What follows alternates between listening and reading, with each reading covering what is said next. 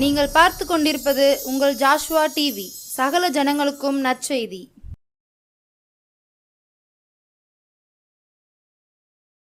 காணாமல் போன ஆடா இருந்தேனே ஏசையா, கண்ணோக்கி பார்த்தீரே கவலைகளை மாற்றினீரே, கண்ணோக்கி பார்த்தீரே கவலைகளை மாற்றினீரே, மறக்கவில்லையே மார்போடு அணைத்து கொண்டீரே, தேடி வந்தீரே தீமைகளை அகற்றி விட்டீரே.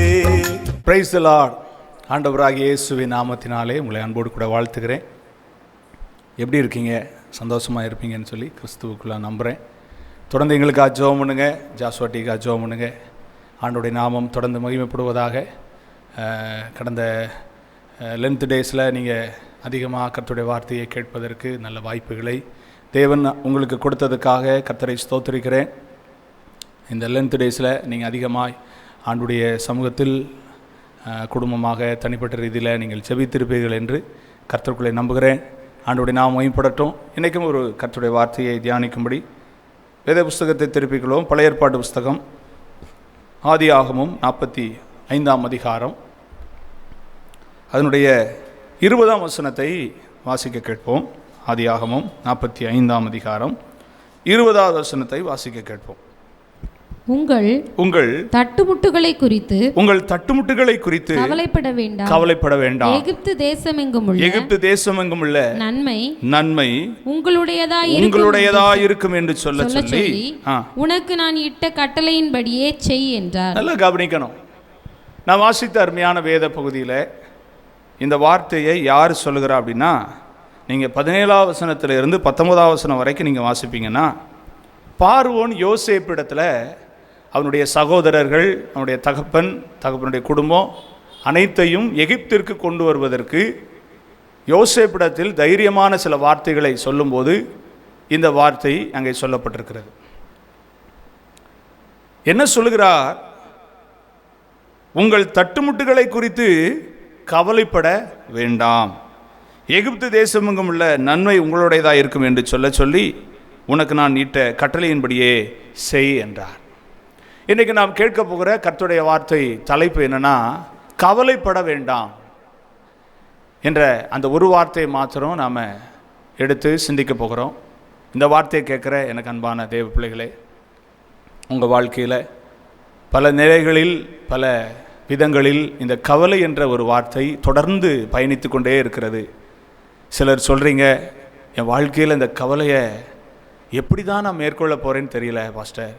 என் குடும்பத்தில், என் தனிப்பட்ட வாழ்க்கையில், என் பிள்ளைகளுடைய ஜீவியத்தில், திருமணம் முடிச்சும் கூட இன்னும் என் பிள்ளைகளுடைய வாழ்க்கையில் இந்த கவலை ஓயவே இல்லை, நான் என்ன தான் பண்ணுறதுனே தெரியல அப்படி நீங்கள் பேசிக்கொண்டு இருக்கீங்க, சிந்தித்து கொண்டு இருக்கீங்க. உங்களை பார்த்தா கர்த்தர் சொல்கிறாரு, கவலைப்பட வேண்டாம். நீங்கள் கவலைப்பட வேண்டாம் அப்படிங்கிற வார்த்தை உங்களுக்கு தான், உங்கள் குடும்பத்துக்கு தான், உங்கள் பிள்ளைகளுக்கு தான். இந்த வார்த்தையை சொல்லுகிற தேவன் உங்களை திடப்படுத்த விரும்புகிறார். கவலையின் அனுபவத்திலிருந்து உங்களை வெளியே கொண்டு வர விரும்புகிறார். கவலையின் அகோரத்திலிருந்து உங்களை விடுவிக்க ஆண்டவர் விரும்புகிறார். கவலைப்பட வேண்டாம் என்று சொல்லுகிற தேவன், வானத்தையும் பூமியை உண்டாக்கின சர்வ வல்லமையுள்ள தேவன். பேசுகிறது நானாக இருப்பேன், ஆனால் எனக்குள்ளேருந்து பேசுகிறவர் சர்வ வல்லமையுள்ள தேவன். அவர் சொல்கிறாரு, கவலைப்பட வேண்டாம். இதுவரைக்கும் உங்கள் வாழ்க்கையில் பட்ட கவலைகளை ஆண்டவர் மாற்றும்படி உங்களுக்கு ஒரு ஆறுதலான வார்த்தையை சொல்லுகிறார். கவலைப்பட வேண்டாம், கவலைப்பட வேண்டாம்.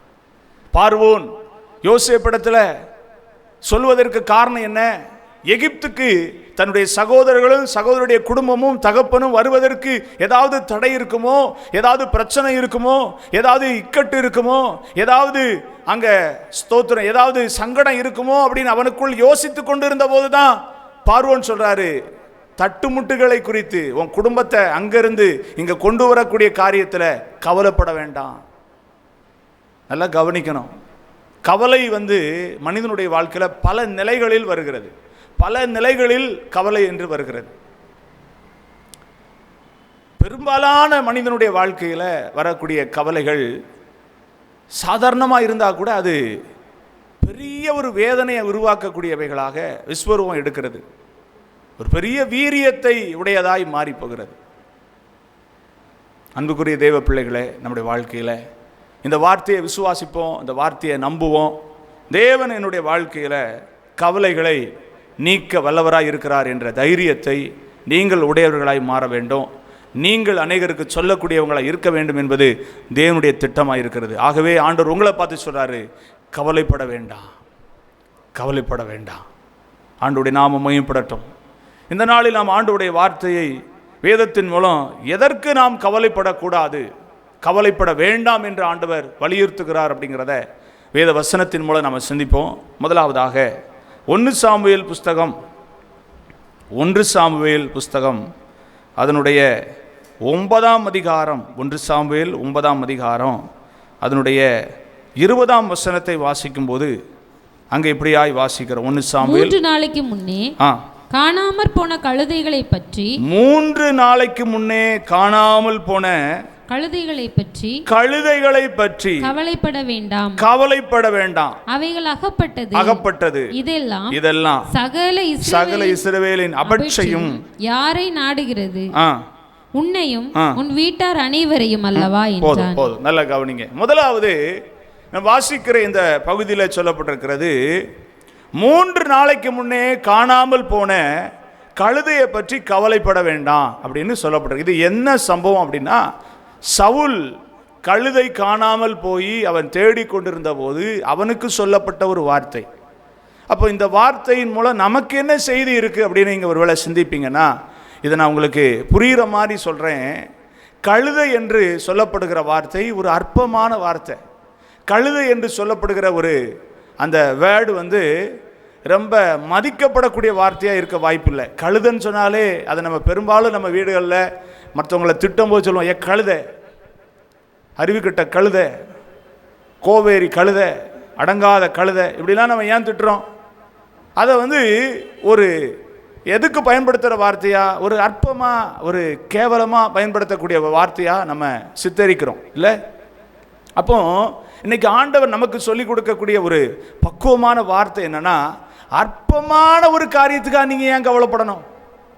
உங்கள் வாழ்க்கையில் சில காரியங்களை நீங்கள் ஆராய்ந்து பார்த்தீங்கன்னா, இதெல்லாம் ஒரு பொருட்டா, இதெல்லாம் ஒரு காரியமா அப்படின்னு நீங்கள் நல்லா யோசித்து பார்த்தீங்கன்னா உங்களுக்கு புரியும். அந்த காரியத்துக்காக நீங்கள் கவலைப்பட்டுக்கிட்டு இருக்கீங்க. ஆண்டவர் சொல்கிறார், கவலைப்படாதீங்க. அதை குறித்து நீங்கள் ஏன் கவலை? அதை விட மேன்மையான ஒரு தன்மையை, ஒரு மேன்மையான ஆசீர்வாதத்தை, ஒரு மேன்மையான நன்மையை உங்களுக்கு அவர் தரும்படி விரும்புகிறார். ஆனால் நீங்கள் ரொம்ப அற்பமாக, சின்ன பிள்ளைகளை பார்த்தீங்கன்னா, ஒரு வீட்டில் 3 பிள்ளை 4 பிள்ளை இருக்குன்னு வைங்களேன். இப்போ எங்கள் வீட்டில் எனக்கு 3 பிள்ளைய. ஒருத்தருக்கு ஒருத்தர் ஏதாவது அவங்களுக்கு ஸ்நாக்ஸ்லாம் வாங்கி கொடுக்கும்போது எல்லாருக்குமே ஈவனாக வாங்கி கொடுக்கறது வழக்கம். சில நேரத்தில் சின்னவன் என்ன செய்வான், எனக்கு கூட ஒரு பங்கு வேணுமா. அப்போ அவங்க தான் சாப்பிட்ருப்பாங்க, அவங்க தான் 3 பேரும் சாப்பிட்ருப்பாங்க. ஆனால் அவன் சீக்கிரமாக சாப்பிட்டு முடிச்சுட்டு மறுபடியும் எனக்கு இன்னொன்று வேணுமா. அது ஒரு சாதாரணமான விஷயம். இன்னொரு முறை கட்டாயம் அதை சாப்பிட போகிறோம், இன்னொரு முறை அது நமக்கு கிடைக்க போகுது. ஆனால் அதை குறித்து எனக்கு கொடுக்கலையே அப்படின்னு சொல்லி பல நேரங்களில் பயங்கரமாக ஆர்ப்பாட்டம் பண்ணி, சில நேரத்தில் அழுது புரண்டு, சில நேரத்தில் மூஞ்ச ஒரு மாதிரி தூக்கி வச்சுட்டு இப்படிலாம் இருக்கிறத, இது என்னுடைய குடும்பத்தில் மாத்திரமல்ல, இதை பல குடும்பத்தில் நீங்கள் பார்க்கலாம். பல குடும்பத்தில் அது நடக்குது. ஆனால் இதை போல் நம்முடைய வாழ்க்கையில் அற்பமான காரியத்துக்கு கவலைப்படுறோம்.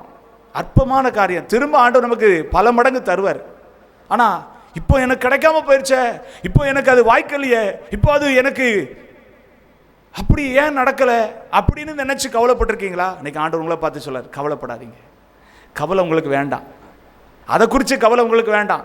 அது அற்பமான விஷயம், அதை விட்டுருங்க, அதை விட்டுருங்க. அதை விட பெஸ்ட் ஆண்டவர் தருவார். அப்படி யோசிங்க. அது உங்கள் மைண்டுக்குள்ள வச்சு திணிச்சு ஐயோ ஐயோ ஐயோ ஐயோ. ஏன் கவலைப்படுவதனால சரீர அளவில் ஒரு முளத்தை கூட கூட்ட முடியாது தெரியுமா உங்களுக்கு? வசனம் சொல்லுது. அப்புறம் ஏன் நீங்கள் கவலைப்படணும்? அற்பமான காரியத்தை குறித்து நீங்கள் கவலைப்பட வேண்டாம். ஆண்டவருடைய பார்வையில் மகிமையான காரியங்களை யோசிங்க. மேன்மையான காரியங்களுக்காக நீங்கள் உங்கள் விண்ணப்பங்களை, வேண்டுதல்களை ஆண்டவரத்தில் வைங்க. சில நேரங்களில் அற்பமான காரியத்துக்காக திரும்ப திரும்ப திரும்ப திரும்ப நீங்கள் போராடிக்கிட்டு இருக்கீங்க. வேண்டாம். அதை குறித்து நீங்கள் கவலையும் பட வேண்டாம், போராடவும் வேண்டாம், விட்டுருங்க. அப்போ முதலாவது நாம் அற்பமான காரியத்திற்கு நாம் கவலைப்படவே கூடாது. இன்றைக்கி ஆண்டவர் ஒரு நல்ல தெளிந்த மனநிலைமையை கர்த்தர் உங்களுக்கு தருவாராக. இந்த வார்த்தையை கேட்குற ஒவ்வொருத்தருடைய வாழ்க்கையிலையும் ஒரு தெளிவின் மனப்பான்மையை பரிசுத்த ஆவியானவரே நீங்கள் கொடுக்க விரும்புகிறேன். இயேசுவின் நாமத்தினால் உங்களுடைய பிள்ளைகளுடைய வாழ்க்கையில் அது கிடைக்கட்டும். கவலை உங்களை விட்டு மாறி போகட்டும்.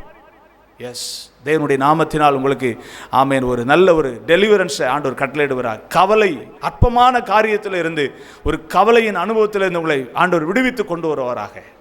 இரண்டாவதாக ஸ்தோத்திரம், மத்தேயு சுவிசேஷம் 6ஆம் அதிகாரத்தை நீங்கள் திருப்பிக்கோங்க. மத்தேயு 6ஆம் அதிகாரம் 31ஆம் வசனத்தை வாசிப்பீங்கன்னா அங்கே சொல்லப்பட்டிருக்கிறது. மத்தேயு 6:31. ஆகையால் எண்ணத்தை உண்போம், எண்ணத்தை உண்போம், எண்ணத்தை குடிப்போம், எண்ணத்தை குடிப்போம், எண்ணத்தை உடுப்போம், எண்ணத்தை உடுப்போம் என்று கவலைப்படாதிருங்கள். இங்கே சொல்லப்பட்டிருக்கு, நான் எண்ணத்தை சாப்பிடுவேன், எண்ணத்தை உடுப்பேன். சில குடும்பத்தில் இதுவே ஒரு பெரிய பிரச்சனையா இன்னைக்கு பயங்கரமாக எழும்பி நிற்கி, என்னையா சாப்பாடு, என்ன சாப்பாடு தான் சாப்பிட, என்ன உடைய உடுத்த, ஒன்றுமே இல்லையே, நாளுதோறும் ஒரு நேரத்தை கழிக்கிறதே பெரிய பாடா இருக்கையா, என்னையா சம்பாதிக்கிற, என்னம்மா நீ சம்பாதிக்க. இப்படி பல குடும்பத்தில் உணவுக்காகவும் உடைக்காகவும் பெரிய பிரச்சனை நடக்குது.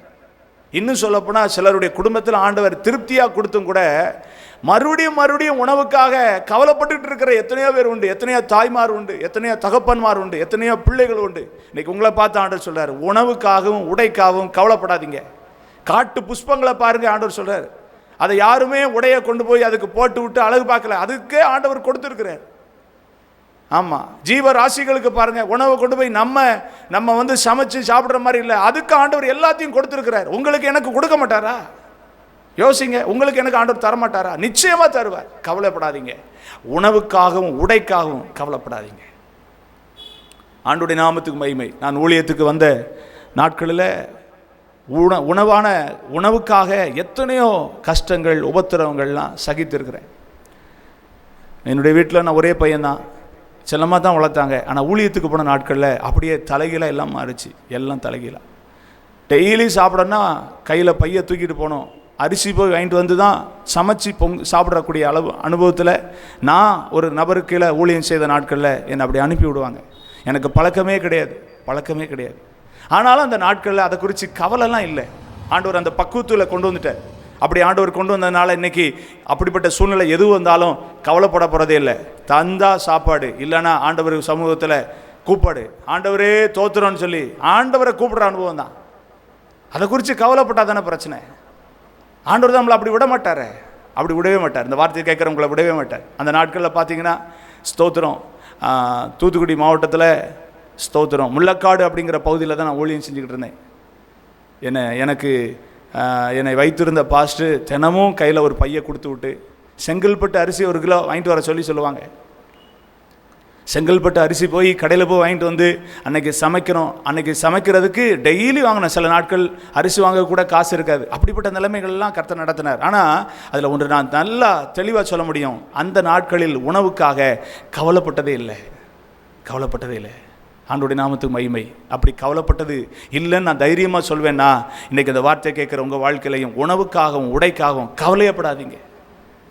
உடைக்காக நான் ரட்சிக்கப்பட்டதுக்கு முன்னால் கவலைப்பட்டிருக்கேன். எனக்கு உடை இல்லையே, எனக்கு இப்படி நல்ல ட்ரெஸ் இல்லையே, நல்ல சட்டை இல்லையே அப்படின்னு சொல்லி நான் ரொம்ப நாள் கவலைப்பட்டிருக்கேன். ஆனால் ஆண்டவராக இயேசு கிறிஸ்துவை ஏற்றுக்கொண்ட பிறகு அந்த கவலைலாம் எனக்கு இல்லை. ஆனால் இன்றைக்கி கர்த்தருடைய கிருபையினால் சொல்வேன், நல்ல உடைகளை தந்திருக்கிறார், நல்ல உணவு ஆண்டவர் தர்றாரு. எல்லாம் ஆண்டுடைய கிருபை, எல்லாம் ஆண்டவர் தான் கொடுக்குறார்.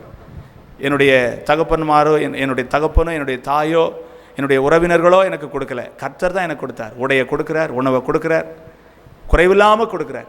நான் அதை குறித்து கவலைப்படுறதே இல்லை. கர்த்தருடைய நாமத்துக்கு மகிமை உண்டாகட்டும். சேர்த்து வச்சு நிறைய வச்சு சாப்பிட்றேன்னா இல்லை, அன்னன்னைக்கு கர்த்தர் கொடுக்குறார். அப்பப்போ என்ன தேவையோ அதை ஆண்டவர் கொடுக்குறார். ஆகவே இந்த வார்த்தையை கேட்குறவங்க வாழ்க்கையில் உணவுக்காகவும் உடைக்காகவும் கவலைப்படாதீங்க. அதை குறித்து நீங்கள் கவலைப்படாதீங்க. கர்த்தர் எனக்கு தருவார், கர்த்தர் என்னை போஷிப்பார், அவர் எனக்கு ஜீவனுள்ள தேவனாக இருக்கிறபடினால எனக்குண்டான நன்மைகள் அவரிடத்துலேருந்து எனக்கு கட்டாயம் வரும். அப்படி உங்கள் மனதில் அப்படிப்பட்ட ஒரு நிலைமையை நீங்கள் என்ன செய்யுங்க, உடையவர்களாக இருங்க. மூன்றாவது ஸ்தோத்திரம், அதே 6ஆம் அதிகாரத்தில் 34ஆம் வசனத்தை வாசிக்கும் போது அங்கே சொல்லப்பட்டிருக்கு, ஆகையால் நாளைக்காக கவலைப்படாதிருங்கள், நாளைய தினம் தன்னுடையவைகளுக்காக கவலைப்படும், அந்தந்த நாளுக்கு அதினதின் பாடு போதும். நாளைக்காக கவலைப்படுறது இது இன்னொரு கேட்டகரி. சிலவங்க இன்னைக்கு கவலைப்படுவாங்க, ஐயோ இன்னைக்கு என்ன பண்ண, இன்னைக்கு என்ன பண்ண. இப்போ இதில் ஏதாவது நடந்துச்சுன்னா அடுத்து நாளைக்கு என்ன பண்ணுறது, பெரும்பாலும் குடும்பத்தில் இருக்கிற இந்த குடும்ப ஸ்திரீகள்லாம் பார்த்தீங்கன்னா ஒரு நாள் ஸ்கூலுக்கு பிள்ளைகளை அனுப்பி முடிச்சுட்டு சாயங்காலம் இருந்து யோசிப்பாங்க, நாளைக்கு என்ன பண்ணலாம், நாளைக்கு அதை பண்ணலாம், இதை பண்ணுவோமா, அதை செஞ்சால் இது பிடிக்காது, இதை செஞ்சால் அதுக்கு பிடிக்காது, ஐயோ நான் என்ன பண்ணுறது. சாதாரணமான விஷயம் தானே. நாளைக்காக கவலைப்படாதீங்க, நாளைய தினத்துக்காக கவலைப்படாதீங்க. நாளைய தினம் என்ற வார்த்தை எதை குறிக்கிறது? எதிர்காலத்தை குறிக்கிறது, வருமானத்தை குறிக்கிறது, சில குடும்பத்தில் நல்ல காரியங்களை குறிக்கிறது. இவைகளெல்லாம் நம்முடைய வாழ்க்கையில் எதிர்காலமும் வருமானமும் சில நல்ல காரியங்களும் நாளை தினத்தில் நடக்கக்கூடியது. அதை குறித்து கவலை, ஐயோ எப்படி நடத்திடுவேன், எப்படி பண்ணிடுவேன், ஏன் ஒன்றுமே இல்லையே, அப்படி நினைக்காதீங்க. உங்களை இதுவரைக்கும் நடத்தினது யாரு? கர்த்தர் தானே. உங்களை இதுவரைக்கும் போஷித்தது யாரு? கர்த்தர் தானே. உங்களை இதுவரைக்கும் அற்புதமாக நடத்தினது யாரு? கர்த்தர் தானே. இன்னைக்கு நடத்தினவர் நாளைக்கு நடத்த மாட்டாரா? கட்டாயம் நடத்துவார். இன்னைக்கு உங்களுக்கு உதவியாக இருந்த தேவன் நாளைக்கு உங்களுக்கு உதவியாக இருப்பார். நாளை என்ற வார்த்தை ஓயவே ஓயாது. அதே போல நம்முடைய தேவனும் நமக்காக செய்கிற நன்மை ஓய்ந்து போகவே போகாது, அது தொடர்ந்து நீடிக்கும். இன்னைக்கு சொல்கிறோம் நாளைக்குன்னு, நாளைக்கு சொன்னால் நாளைக்கும் போகும். அதே மாதிரி தான் தேவனுடைய நன்மை இன்னைக்கும் கிடைக்கும், நாளைக்கும் கிடைக்கும், நாளைக்கு நாளை என்று சொல்லும் போதும் கிடைக்கும், கிடைத்து கொண்டே இருக்கும். நாளை எப்படி மாறாதோ அதே போல ஆண்டுடைய நன்மையும் ஆண்டுடைய கிருபையும் ஆண்டுடைய அற்புதங்களும் ஆண்டுடைய அதிசயங்களும் மாறவே மாறாது, உங்களுக்கு கிடைத்து கொண்டே இருக்கும். ஒரு ஆமேன் சொல்லுங்களேன். ஆமேன். அப்போ கவலைப்பட வேண்டாம். முதலாவது எதுக்கு கவலைப்பட வேண்டாம்? நம்முடைய வாழ்க்கையில் அற்பமாக எண்ணுகிற காரியத்துக்காக கவலைப்படாதீங்க.